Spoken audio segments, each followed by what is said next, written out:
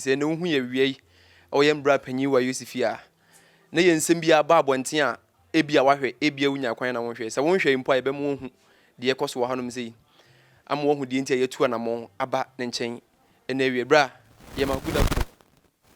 to mejo super na pacho impom te sei obo ade adom na mo mpaibo ye ho ye da nyame ase ye nheda nse wo brebebre asem bi na apie na se de na medikin aka no asem no ye se udikan wan hemfia na wundi bem tiete ye na esi etu anamo oba wonan so ne ba betie die wom na won so wo de wano di sem etudwa na wahwefo na wo fans ehunu die etuam asem no ne se eye Nana Agradaa I video bi a wotimi se video nim no wose waka asem bi a nani anje ho enti video no kra a wo ye ya wo kasa wo mu no ompese nani mpo behu sa video no like wotimi se eye serious nani anje ho kra me pacho wonya akonya hwe sa video no me amati sen ya wo kan ye atese se amfa konya usuna minchia wahwefo ebibiara Poleeno Multimedia ekudru bia edi kan so mechia me papa ashiga melomi boss ebia obia asalute you afei me am godfather Reverend Obofo sofo agin odifo asante mechia mu nyina men koye video bia eni di menu aba na se me ma me natem a friend of Doctor Akuasi Dua na juma hoye ana onya edin Agradaa oyobi a opema sempa na menyina baby eni natem menyina baby nkansem emfentia no me mo ne din kansem bia o baby a nti me kura no meti se eye Nana Agradaa no menim baby a story no kura free me akra so I am nwa kakra menim baby free story ndi e wo social media baby a se nsensem bi ka bi hu nsem bi na aba out na waka bi na wonso waka bi na de wo ka kire na ma nani anje nti wa video bi otimi se ne buofu pa well I quite remember say last 2 weeks or so na mo baby ya de kakra nti blogger bi a friend of Sean City na do na friend busumuru ana obusam se me ho te se na me se me ho ye ana obusam se na me ka no metimi yisu ana mso me pie me no ka se kra ka no nikuta me no sa nti ye no kra na msa de na ye no kra no se na ka no metimi align se ana mse ka my line se na mpo ye ko line se ka no kra nya me na me ka no ko ye me de suman ana me diskaka ho na number no so kra ye komo nti number no de mentimi mfa ma no but e ka mala se me chose ya Ghana for se ka no ye Togo number na Togo for omu ye ka asma me kan wo hwe screen so a chat na me ne blogger no e chat ye na wo screen so wo hwe so a wo hu mama me bi edin ono ani pa na kro no me interview kro wa modin bi akro anche me afei short time ko hwe ya say Wayoosi reply Nana Agradaa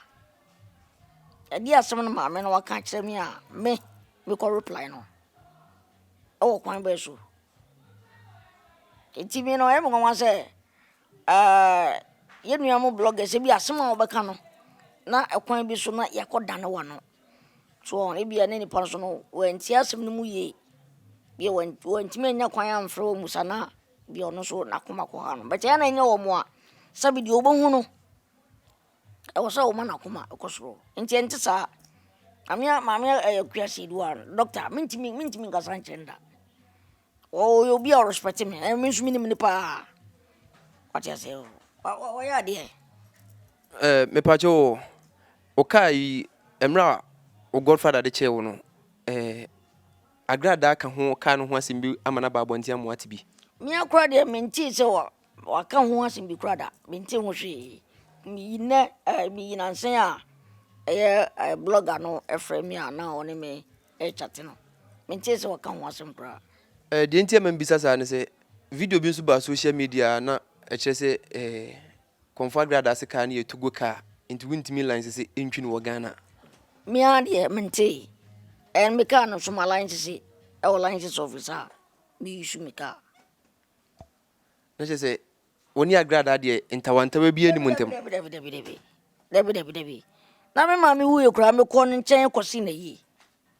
Yes, I went to me and Yakwayama. But Nasida be as we be away. Meaning in Tawanta will be a beer will be a Miss Salutuno. That be Sabe Manuntia will be na quay ni patitru say.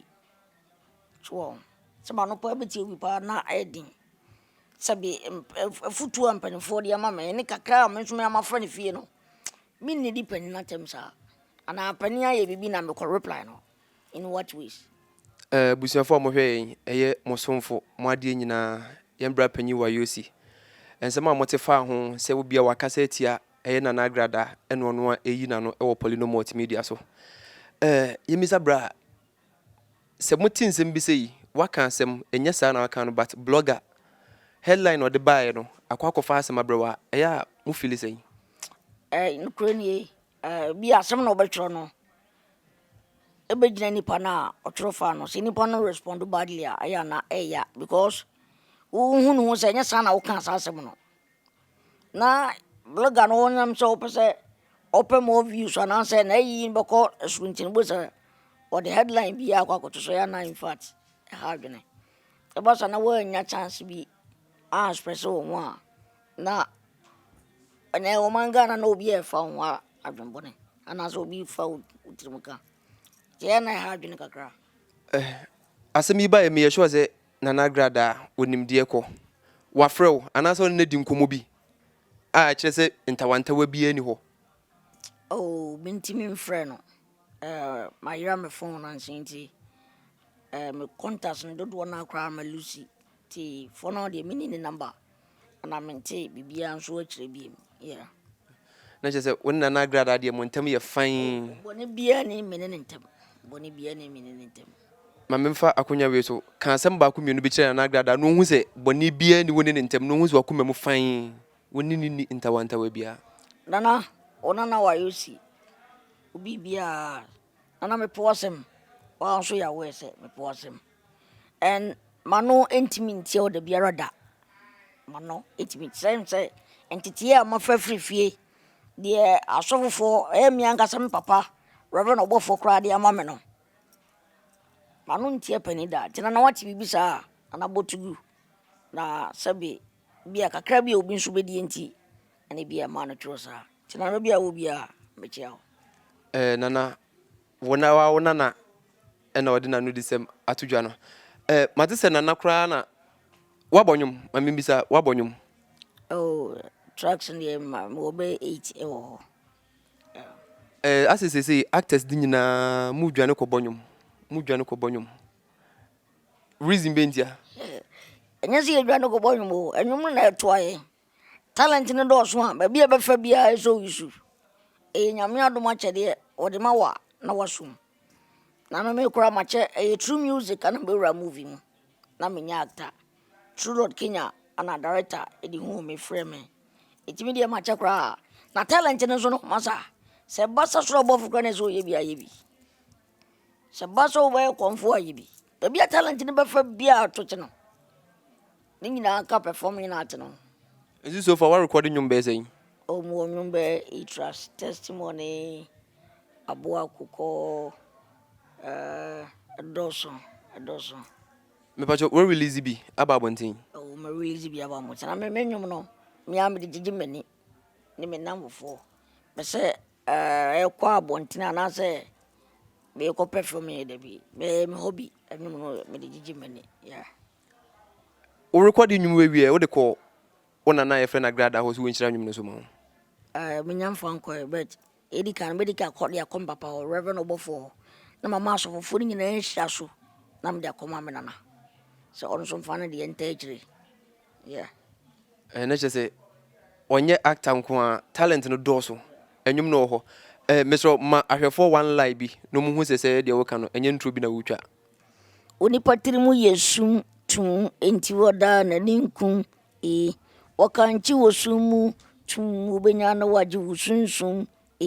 wano serani kan nanso na kumemu yesum tum wano ubeye dede ewia bonsiri hehe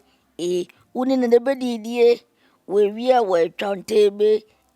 waya tisa mefin de bia no opu ngusie suunye okusie uye onipa tisonu sunyawa sa blogger nyawa bloggers na ananye nia ayananye nia ensem ne ba yentwa so anwumi ba obofo aso mu sei menya mfa nkyerɛ no yɛpɛsɛ yɛyɛ ho nneɛma kakra na yɛde akɔto no na so sesei sinitwa no ugusu awutwa ana wagya bɛyɛ enwum enko a me no kasa kra mo wɔ nim hɔ mo twa me yɛtwa TV series our title no yɛ life is war obi gina nkyɛn bɛkasa ho fɛ ta down bɛtɛ yɛ obra yɛ ɔko ɔtiaseɛ ɛno na yɛgusu a mo kra mo bom kra me fi se bia metam aso sɛ me nkɔ me ba o si movie title yɛ dɛn life is war ɛna obi gina bɔnten bɛkasa yi bɛkasa ho fɛ ta down is it life is war bɛkasa ahoɔfɛ ta dan ho bata yɛ deɛ obra yɛ ɔko obra ɛyɛ ɔko nti ugusu awutwa wo sɛ sisi a na me bɛyɛ de wo fie ne sɛ me kra me te kokoko me fi se bia metam na so yɛ bɛfrɛ me ni sɛ ɛyɛ mo ano me pa cho ɛno nko ani movie awutwa ne sisi a na sɛ ɛdɔso series ni say so far kakra no so ba boys abre ɛdɔso wo ha o twa wi afi no op title e de atoso nti series ni egusu a ya brapanyi fa Poleeno Multimedia so chia o fans adofo nyina omo mote won ka ache omo hwe wo TV so ache nkranche sembe na beka ache omo no mo hwe wanim kakra me ka ache me fans titru emi ankasa me boss ashiga me lo me boss baby a wo bia me chia me so du djuma o Japan eni o manga nem afa enkoma me godfathers reverend obofo wiase nyina obofo ba ko pe ono no afa sofo agin difo asante asofo nyina mantimi amodi na ma bu mfome edi ne doso afa me fans omo Ghana bichia mu nyina enche ye body mu odin bichia ye mpenfo Nana Agradaa I salute you Dr. Akuase Edua betuche abusianfo sɛ de da yɛ ka no Poleeno Multimedia yɛte yɛ mfa ma abɔnten yɛduduum yɛ kɔ ase ne yakɔ akɔhwɛ die wom ansa ne de aba abɔnten asɛm no tie no baabi fa ako a wanhwe a ɔde kan die bɛkɔ akɔdi fo yɛtu anamo aba nana wonana nie asɛm bia ni hɔ nti de ɔte no abɔnten no ɛno ɔno ato nanum tuo aka no yɛsika akum yɛ gine kwakuo num ɔnyɛ kwakuo de kwakuo no so ne mia woyɛ kwakuo kwakuo no mia kwakuo no ne mia ɛno ayɛ no yɛsika akum yɛ gine kwakuo num kwakuo na nso ni ɛni agye nanum no. Thank you for watching Poleeno Multimedia. Kɔso ana hwɛ